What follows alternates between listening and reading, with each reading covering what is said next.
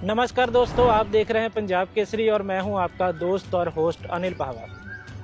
एक पंजाबी में कहावत है, घर वाले घर नहीं तो सानू किसी का डर नहीं। बहुत सारे लोगों को इसका मतलब भी पता होगा। जलंधर कॉरपोरेशन का भी कुछ ऐसा ही हाल है। कोई जनप्रतिनिधि नहीं है, सारा काम एडमिनिस्ट्रेशन जो देख रही है, सरकारी अफसरशाही सारा काम देख रही है। तो इस समय में लोगों को बहुत सारी दिक्कतें भी आ रही हैं, लोगों की सुनवाई भी नहीं हो रही है। हमारे पंजाब केसरी में अभी हाल ही में एक बड़ी प्रमुखता से खबर छापी गई थी, जिसमें ये कहा गया था कि लोगों के काम नहीं हो रहे हैं, बिल्डिंग ब्रांच सुन नहीं रही है, लोगों का नक्शा पास नहीं हो रहा है, लोगों को और भी कई तरह की तकलीफ़ें हो रही हैं। तो हम इस संबंध में आज बात करेंगे। हमारे साथ वरिष्ठ पत्रकार हैं अश्विनी खुराना जी, जो कई सालों से पंजाब केसरी के साथ जुड़े हुए हैं। उनके आप अक्सर खबरें उनकी पढ़ते रहे होंगे, तो हम आज उनसे बात करते हैं और उनसे पूछते हैं कि ये सब क्या है। और पहले तो स्वागत करता हूँ अश्विनी खुराना जी आपका। Thank you. खुराना जी, एक लोगों में एक चर्चा है कि जब से कॉरपोरेशन के अंदर जनतांत्रिक जो लोग चुने होते हैं, जो लोगों द्वारा चुने हुए लोग होते हैं, वो नहीं है, तो अफसरशाही उस पर हावी है। तो आपको क्या लगता है कि जो कॉरपोरेशन इस समय सही काम कर रही है?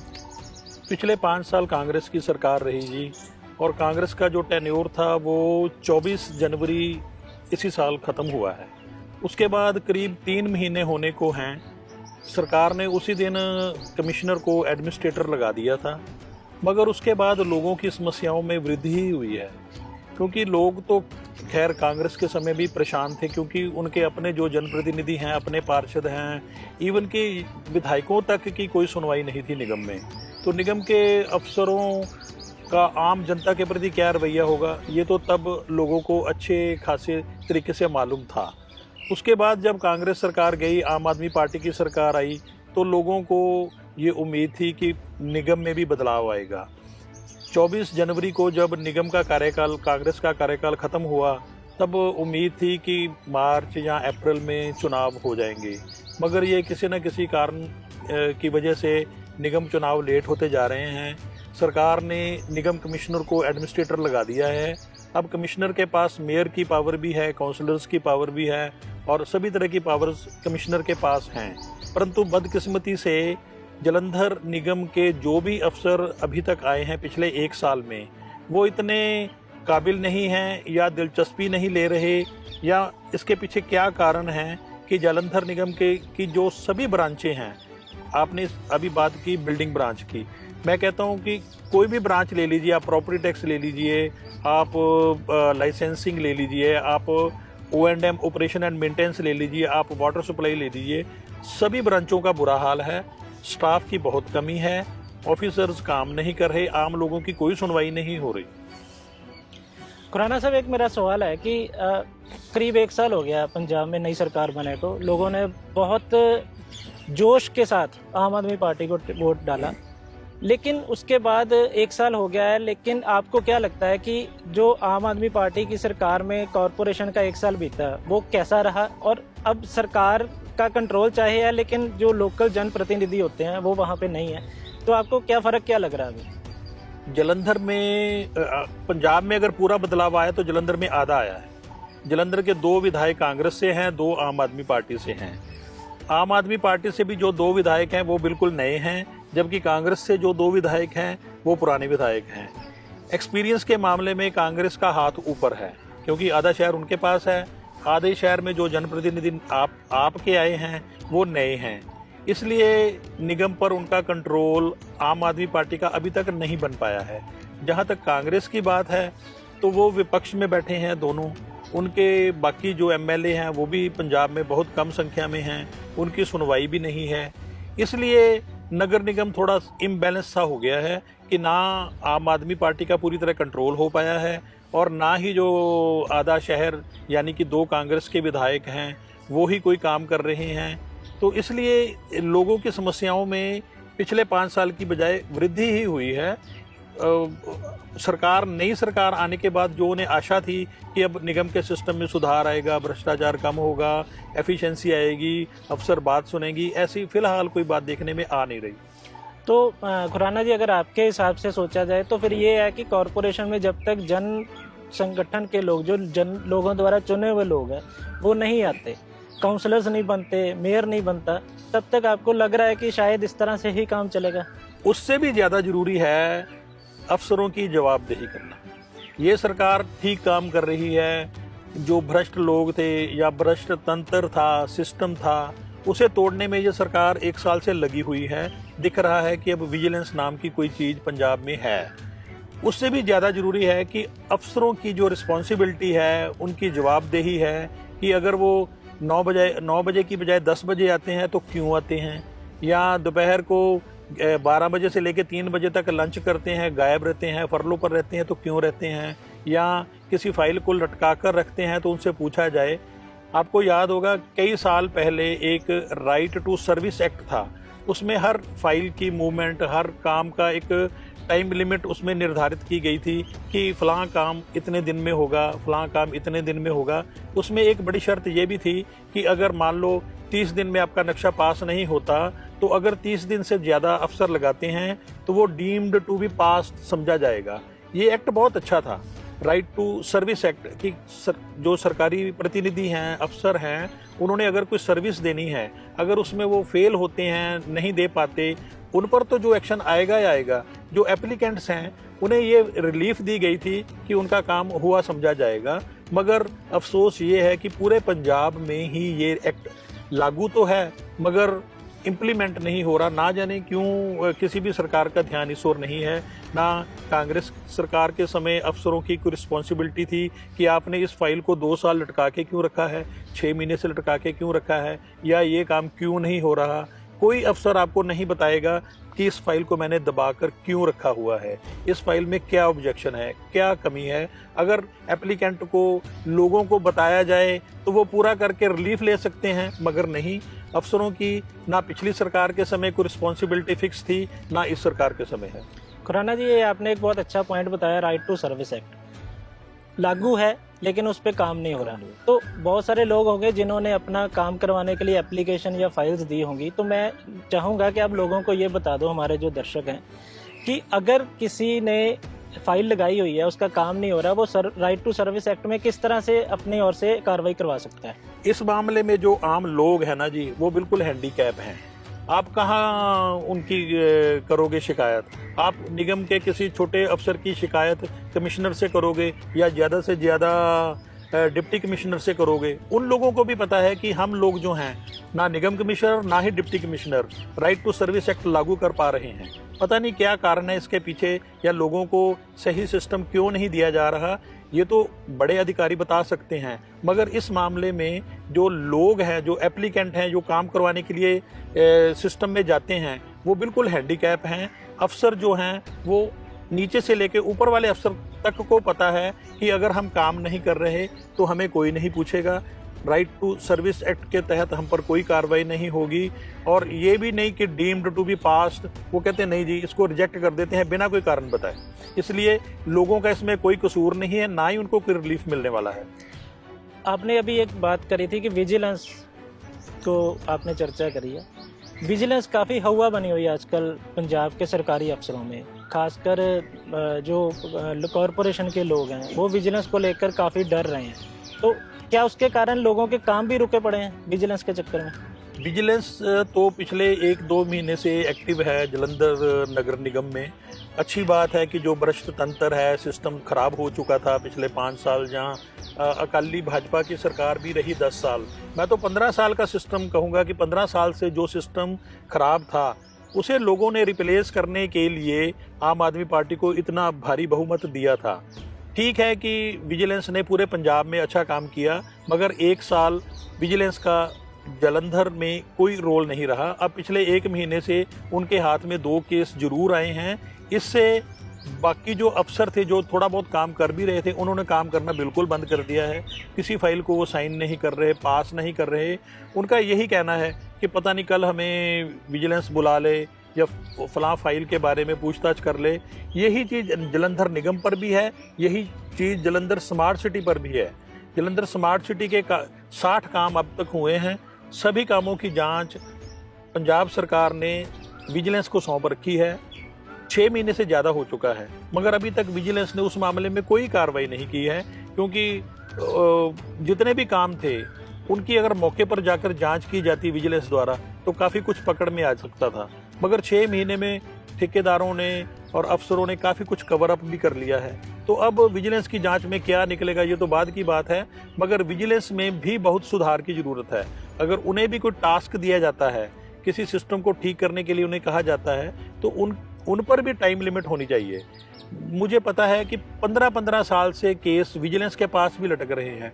मकसूदा सड़क का एक घोटाला हुआ था, 2-2.5 करोड़ की सड़क बनी थी, कागजों में बनी थी, जो आरोप है वो 15 साल से विजिलेंस वाले बयान ले रहे हैं, ना उस केस को खारिज करते हैं, ना किसी नतीजे पर पहुंचे हैं। अगर एक सड़क का मामला 15-15 साल चलेगा तो फिर विजिलेंस जैसी संस्था जिससे आम लोग डरते हैं वो डर खत्म हो जाएगा। खुराना जी, आपने बात करी कि विजिलेंस को भी एक कैपिंग की ज़रूरत है, एक उसका टाइम फिक्स होना चाहिए। आपने कुछ बात करी कि विजिलेंस के पास 2 केस आए हैं जलंधर के, वो आपको है जानकारी कि वो क्या केस हैं, 2 फाइल्स जो उनके पास एक तो बिल्डिंग डिपार्टमेंट का है जिसमें अरविंद मिश्रा और एटीपी रहा जो था रवि पंकज शर्मा, वो किसी पैलेस मालिक से 8 लाख रुपए वसूलने गए थे और मौके पर रंगे हाथ पकड़े गए। एक तो ये केस है, ये बड़ा कॉमन केस है जलंधर निगम में, क्या पंजाब के सभी निगमों में ऐसी प्रैक्टिस है कि अगर आपने इलीगल बिल्डिंग बनानी है तो अफसरों के साथ आपको सेटिंग करनी पड़ेगी। कांग्रेस सरकार के समय तो ये जो रिश्वतखोरी है, कमीशनबाजी थी, ये तो लीगलाइज सी थी। अगर आपने पूरी की पूरी बिल्डिंग बनानी है इलीगल तो आपको मान लीजिए 2 लाख देने पड़ेंगे, 1 फ्लोर डालना है तो 1 लाख देना पड़ेगा, हाउस लाइन कवर करनी है तो 1.5 लाख देना पड़ेगा। ऐसे रिश्वत के रेट थे। कई बार हैरानी भी होती है कि यही रेट पूरी 5 साल चलते रहे। हज़ारों शिकायतें ऊपर वाले चंडीगढ़ बैठे अधिकारियों के पास गई होंगी, विजिलेंस के पास भी गई हैं, मगर किसी ने कोई कार्रवाई नहीं की। पिछले 5 साल विजिलेंस का एक इंस्पेक्टर तक भी जलंधर निगम में नहीं आया। अब एक महीना पहले जो पैलेस मालिक के मामले में, पैलेस भी वो 15 साल पहले का बना हुआ है, कोई नया पैलेस नहीं है, 12-15 साल पहले का बना हुआ है। उसकी शिकायत के मामले में अगर रिश्वत की वसूली हो सकती है, हो रही थी, तो बाकी जलंधर में हज़ारों बिल्डिंगें मैं बता सकता हूं जो इलीगल तरीके से बनी हैं, उनसे कितने करोड़ नहीं कितने अरब रुपए वसूली हुई होगी, उसका हिसाब कौन देगा? उसे कौन से विजिलेंस के पास शिकायत दी जाएगी? ये भी तो सरकार को सोचना चाहिए ना कि इतनी बिल्डिंगें बनी हैं, इलीगल बिल्डिंगें बनी हैं। अगर एक पैलेस, पुराने पैलेस के मामले में 8 लाख रुपए मांगे जा सकते हैं, मैं नहीं समझता कि दे दिए गए हैं या क्या उसमें अभी फाइनल निकलेगा। कवर भी हुआ था उसमें। हाँ, तो बाकी बिल्डिंगों के बारे में जो वसूली हुई है, जो इतनी रौला डला, इतनी शिकायतें हुई हैं, उस पर कार्रवाई क्यों नहीं हुई? बड़ी अजीब सी बात है। खुराना जी ने जैसे कहा कि सिर्फ 2 केस, विजिलेंस के पास सिर्फ 2 केस हैं, और पिछले 5 साल जब पंजाब में कांग्रेस की सरकार रही, 5 साल में इतने बड़े लोगों की इतनी प्रॉब्लम्स रही, इतना लोगों को दिक्कतें आई, इतना करप्शन हुई, और सिर्फ विजिलेंस के पास 2 केस हैं। आप उससे उम्मीद लगा सकते हो कि किस लेवल पर सारा काम चल रहा है, और आम लोगों के काम कहाँ से होंगे जब इतना बड़ा नेक्सस पूरे लेवल पर चल रहा है। अब एक उम्मीद जागी है कि आम आदमी पार्टी की सरकार पंजाब में आई है और इन चीज़ों का सलूशन होगा। टाइम लगेगा क्योंकि ये एक पुराना चलता आ रहा एक जंग है जो पुराना लगा हुआ है, उसको हटाने में टाइम लगेगा, सरकार को भी टाइम लगेगा। इसमें एक बात मैं आपको और जोड़ना चाहूँगा कि जलंधर निगम को सभी सरकारों ने इग्नोर सा कर रखा है। कांग्रेस सरकार के समय यहाँ जो ऑफिसर्स की संख्या है ना, वो इतनी कम थी। इस सरकार के मामले में भी, इस सरकार को अभी 1 साल हो चुका है, अगर सरकार और कुछ ना करे, कर्मचारी जितने रिटायर हो जाते हैं या जितनी सैंक्शनड पोस्टें हैं अगर वो भर दे, मान लीजिए बिल्डिंग डिपार्टमेंट की बात करते हैं, उन्होंने जलंधर को 20 सेक्टर में बांट रखा है कि इतने मोहल्ले, ये एरिया 1 सेक्टर में आता है, ये 10 में आता है, ये 20 में आता है। जलंधर निगम के पास इस समय 3 इंस्पेक्टर हैं।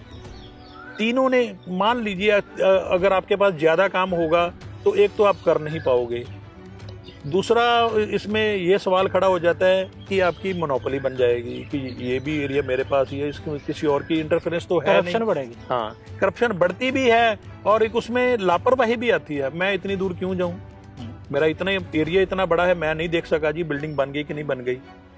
ये चीजें जो है ना, सरकार को सबसे पहले ये काम करना चाहिए कि कर्मचारी और ऑफिसर्स लेवल के जो लोग हैं उनकी भर्ती करके इधर उधर से ला के जालंधर में वो नफरी जो है वो पूरी होनी चाहिए। उसके बाद ही आप सिस्टम की उम्मीद कर सकते हैं। खुराना जी, एक मेरे दिमाग में अभी क्वेश्चन आया कि अगर विजिलेंस का इतना डर है अफसरशाही में, अफसर काम नहीं कर रहे हैं, तो इसका मतलब जितने जालंधर के कितनी जनसंख्या है उनमें से कितने लोगों ने काम करवाने के लिए फाइल्स लगाई होंगी, एप्लीकेशंस लगी होंगी, तो पेंडेंसी कितनी बढ़ गई होगी। मैंने इस इंटरव्यू के शुरू में आपको बात कही थी राइट टू सर्विस एक्ट जी। बात फिर वहीं से आती है कि जब नवजोत सिद्धू लोकल बॉडीज मंत्री बने थे 2017 में, तब उन्होंने सबसे बढ़िया काम किया था कि नक्शे पास करने का सिस्टम, बिल्डिंग डिपार्टमेंट की सभी फाइलों को क्लियर करने का सिस्टम, उन्होंने ई सिस्टम लागू कर दिया था। ई नक्शा पोर्टल पंजाब सरकार ने बनाया था कि आप आर्किटेक्ट के थ्रू अपनी फाइल अपलोड करो, आपको इधर उधर जाने की कोई ज़रूरत नहीं। वो टेलीफोन पर फलां बिल्डिंग इंस्पेक्टर के पास जाएगी, उसके बाद ड्राफ्टमैन के पास जाएगी, उसके बाद एटीपी के पास जाएगी, एटीपी उसको पास करेगा, एमटीपी के पास जाएगी, एमटीपी के बाद अगर कोई अथॉरिटी है तो उसके पास जाएगी। वो टेलीफोन पर या कंप्यूटर पर, लैपटॉप पर फाइल क्लियर होती रहेगी, एप्लीकेंट को इतने दिन में वो फाइल मिल जाएगी। सिस्टम तो ये था, मगर उस सिस्टम का इतना बेड़ा गर्क कर दिया अफसरों ने। उस सिस्टम में था कि अगर बिल्डिंग इंस्पेक्टर के पास 5 दिन फाइल रहती है, अगर 5 दिन में वो फाइल नहीं करता तो 6ठे दिन वो फाइल वो जो है ना वो नेक्स्ट लेवल पर एटीपी के पास या ड्राफ्टमैन के पास चली जाएगी, डीम्ड टू बी पास समझी जाएगी, नेक्स्ट स्टेप पे चली जाएगी। हाँ, वो ऑटो जंप हो जाएगी। ऑटो जंप का मतलब था कि वो पास समझी जाएगी। ऑटो जंप ये था कि वो रिजेक्ट नहीं हुई, पास होगी। 5 दिन आप उस पर कोई कार्रवाई नहीं कर सके, ऑटो जंप पास हो जाएगी। मगर जालंधर निगम ने उस सिस्टम का बेड़ा गर्क करके रख दिया। आज आप इनके पोर्टल, जितने भी बिल्डिंग डिपार्टमेंट के ऑफिसर्स हैं, इनके पोर्टल्स की अगर जांच हो जाए तो आपको हैरानी होगी कि एक फाइल नहीं, हो सकता है कि मैं 5 दिन में बिजी रहा हूं, या घर का कोई काम आ गया, या छुट्टियां आ गई, मैं मोबाइल नहीं, लैपटॉप नहीं देख सका, कंप्यूटर पर फाइल को क्लियर नहीं कर सका, 5 दिन में मैं किसी फाइल को नहीं कर सका। हो सकता है, कई बार हो जाता है, मगर हजारों फाइलों को मैं नहीं देख सका, हजारों फाइलें ऑटो जंप हो गई। ये कैसे हो गया? इसके पीछे या तो करप्शन है, या आपकी नेग्लिजेंस है, या कोई और कारण है। एक खुराना जी, एक और चीज़ अभी मैं सोच रहा था कि अगर इतनी पेंडेंसी है, लोगों ने किसी ने नक्शा पास करने के लिए फाइल दी हुई है, किसी ने किसी और काम के लिए दी हुई है, शहर में इतने निर्माण हो रहे हैं, इसका मतलब वो सब इलीगल है? बिल्कुल इलीगल है।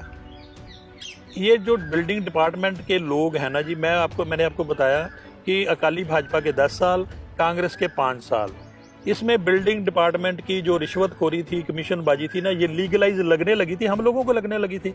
हमें पता था कि ये जो बिल्डिंग बनी है ये बिल्कुल ही इलीगल है, इसका रेजिडेंशियल नक्शा पास करके ये कमर्शियल बनाई गई है, इसके पीछे कम से कम 5 लाख रुपए रिश्वत लगी होगी। अच्छा, इसने ये फ्लोर एक फालतू डाला है तो इसमें इस आदमी ने 2 लाख रुपया दिया होगा डिपार्टमेंट्स को। हम जैसे लोगों को भी ये रिश्वत के रेट पता थे। हम लोगों ने सैकड़ों खबरें लगाई, मगर किसी खबर पर कोई एक्शन नहीं, किसी विजिलेंस ब्यूरो ने कोई एक्शन नहीं लिया। पिछले 15 साल की मैं बात कर रहा हूँ। अब जाके इस सरकार ने थोड़ी सी इस मामले में विजिलेंस को एक्टिव किया है। अब देखने वाली बात है कि वो कितना करते हैं। बात है कि अगर सही फाइल पास नहीं होगी तो लोगों के पास एक ही विकल्प बचेगा इलीगल बिल्डिंग बनाने का, जैसे कि ऑफिसर्स खुद प्रमोट करते हैं। फाइल पर इतने ऑब्जेक्शन लगा दिए जाते हैं, आप एनओसी लेके आओ, आप इम्प्रूवमेंट ट्रस्ट से ये लेके आओ, आप हाईवे से ये चीज़ लेके आओ। इतने डिपार्टमेंट्स हैं, क्यों नहीं इसको सिंगल विंडो सिस्टम किया जाता? फरहाना जी, इसका ये नहीं है कि जो विजिलेंस का इसमें कोई डर नहीं है, इलीगल बिल्डिंग बन रही है तो उसको बिल्कुल कोई डर नहीं, बिल्कुल कोई डर नहीं है। आप इस समय भी चले जाओ, इतनी बिल्डिंगें जो हैं रिहायशी नक्शा पास करवा के कमर्शियल बिल्डिंग बन रही हैं। और जो आरटीआई एक्टिविस्ट हैं, कुछ दूसरे लोग भी हैं जो किसी को ब्लैकमेल करना चाहते हैं, या इवन मीडिया के लोग भी हैं, आपको सूचना देते हैं कि फलां की बिल्डिंग के बारे में कंप्लेंट आई है। वो कंप्लेंट को नोटिस तो दे देते हैं।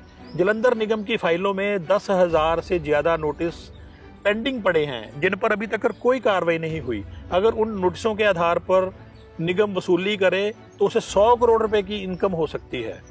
और बिल्डिंगों के बारे में जो उनको रेगुलराइज करना है, या क्योंकि अब तो बिल्डिंग तो बन गई, मैं नहीं चाहता कि किसी बिल्डिंग को तोड़ के उसका नेशनल लॉस किया जाए, क्योंकि बिल्डिंग तो अब बन गई है, तो उससे पैसा तो वसूले जा सकते हैं, मगर सरकार उस ओर भी नहीं आ रही। जलंधर निगम के अधिकारी ना कॉलोनियों से कोई पैसे ले रहे हैं, ना इलीगल बिल्डिंगों से कोई पैसे ले रहे हैं। खुराना जी, मेरा आखिरी क्वेश्चन है कि इलेक्शन होने जा रहे हैं जलंधर में, पहले लोकसभा के उपचुनाव होंगे, फिर उसके बाद कॉरपोरेशन के इलेक्शन आएंगे। तो ये जो कांग्रेस अकाली दल के टाइम से, कांग्रेस के आपने 15 साल का वो टेन्योर कहा है, तो उस समय से जो एक सिचुएशन खराब हुई पड़ी है वो सुधरने का भी टाइम लगेगा, लेकिन जो इलेक्शंस हैं उन पे इसका क्या असर रहेगा, आपको क्या लगता है? सिस्टम खराब का जो असर है ना जी, ये हर इलेक्शन पर होता है। अब बात यह है कि जनवरी में टेन्योर खत्म हुई थी, अब जो निगम के इलेक्शन है, मेरे को नहीं लगता कि अभी 4-6 महीने और होंगे, ये अगस्त तक भी जा सकते हैं इलेक्शन। जितने इलेक्शंस लेट होते जाएंगे उतना जो पिछली करप्शन है या पिछला बिगड़ा सिस्टम है वो लोग भूलते चले जाएंगे। इसलिए आम आदमी पार्टी की सरकार को चाहिए कि अगर उन्होंने निगम चुनावों में कोई फ़ायदा लेना है बिगड़े सिस्टम का, कांग्रेस की नाकामियों का, अकाली भाजपा ने जो उस समय लूट मचाई थी, अगर उसका कोई फ़ायदा लेना है तो निगम के जो चुनाव है ना वो जल्द करवाए जाने चाहिए, ताकि लोगों को भी राहत मिले। क्योंकि अगर मान लीजिए जलंधर के 85 वार्डों में इलेक्शन होने हैं, 85 काउंसलर चुनकर आएंगे, मेयर, सीनियर डिप्टी मेयर होगा, लोगों की आवाजाही कॉरपोरेशन में बढ़ेगी, अफसरों का जो इस समय बना हुआ है, मोनोपोली बनी हुई है, वो थोड़ी सी टूटेगी, लोगों के काम आसान होंगे, सरकार को उसका फायदा होगा। इसलिए मैं कहता हूं कि कॉरपोरेशन के इलेक्शन जरूर होने चाहिए। अफसरों के हाथ से जो सत्ता है वो निकलकर जनप्रतिनिधियों के लोगों के हाथों में जानी चाहिए। Vigilance, right to service act और ना जाने कितना कुछ है जो आप लोगों के सामने है, आप लोग देख रहे हो लेकिन आप लोग कुछ कर नहीं पा रहे हो। हम आपकी आवाज़ बनेंगे। आप लोगों की कोई समस्या है आप हमारे साथ शेयर करें, आप कमेंट करें, हम जो रिलेटेड डिपार्टमेंट के लोग होंगे उनसे मिलेंगे, हम खुराना जी की मदद लेंगे, हम हर तरह से कोशिश करेंगे कि आपकी समस्या का हल हो। आप हमारा पेज पंजाब केसरी, जलंधर केसरी, इसको लाइक करना और फॉलो करना ना भूलें। इस तरह की डिस्कशन हम डेली लेके आएंगे किसी ना किसी इशू पे। तो अभी के लिए इतना ही, इजाज़त दीजिए अपने दोस्त को। नमस्कार, सत श्री अकाल, जय हिंद। ऐसी सभी और खबरों के लिए लाइक कीजिए हमारा फेसबुक का ये पेज और यूट्यूब पर सब्सक्राइब कीजिए हमारा पेज और देखते रहिए पंजाब केसरी।